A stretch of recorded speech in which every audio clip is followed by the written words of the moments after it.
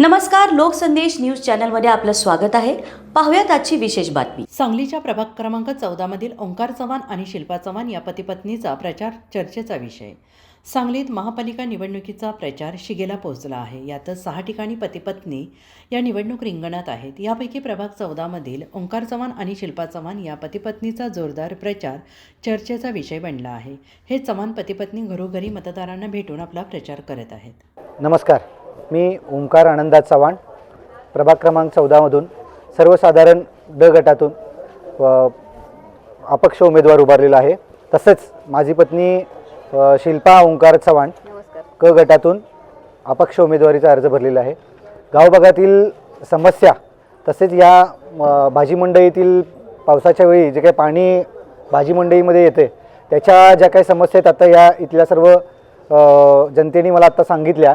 त्याचबरोबर आपल्या गावभाग परिसरातील आपल्या याच्यामध्ये स्मशानभूमीमधील जी काही धुराडीची समस्या आहे तसेच भटक्या कुत्र्यांची समस्या आहे, रात्रीच्या वेळी लाईटच्या समस्या आहेत, प्रत्येक ठिकठिकाणी चौकात ज्या काही कॅमेऱ्याच्या समस्या आहेत, बाबा कुठं कॅमेरे नाही आहेत, अशा बऱ्याच समस्यांना आता आपण तयारी करतोय त्या सर्व गोष्टी पूर्ण करण्याची, मार्गी लावण्याची।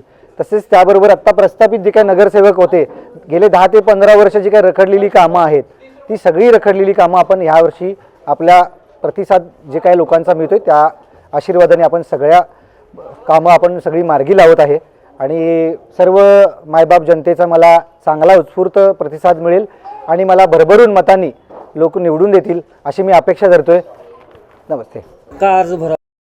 आम्हाला अर्ज भरायला म्हणजे आम्हाला प्रतिसाद आणि सर्व 15 वर्षाचे काही नगरसेवक आहेत त्यांनी रखडलेली कामं आणि तेच नगरसेवकांना आत्ता मिळालेली जे काय उमेदवारी आहे तर चांगला आम्हाला मिळालेला प्रतिसाद, लोकांची मिळालेली साथ, त्याच्यामुळं आम्ही असं ठरवलं की आमचा अर्ज मागे घ्यायचा नाही तर आपण लढायचं आणि विकास करायचा। नमस्कार, मी शिल्पा ओंकार चव्हाण, मी क गटातनं अर्ज भरलेला आहे ओपनमधून। माझं चिन्ह कब्बशी आहे। मी यावर्षी यासाठी अर्ज भरला आहे की आमच्या इथं बऱ्याच ठिकाणी बऱ्याच ठिकाणी आम्ही बघितलं की पाण्याचा प्रॉब्लेम आहे। परत महिलांना खूप अडचणी आहेत, त्यांना सुरक्षित अशा ठिकाणी नाही आहेत, कुठेही लहान मुलांना खेळायला जागा नाही आहे, वृद्ध माणसांसाठी नाना नानी पार्क नाही आहे। त्यासाठी यावेळेला आम्हाला जर सगळ्या लोकांकडून प्रतिसाद मिळाला आहे त्यातनं आम्ही पुढे जाऊन सगळ्यांसाठी बरंच काही करण्याचा प्रयत्न करणार आहे आणि आम्ही हे करून दाखवणार आहे। तसेच पुराच्या वेळेला जे इथं पाणी येतं त्यामुळे लोकांना अडचण होते, त्यासाठी त्यावर पण काही उपाय करता आला तर तोही करणार आहे।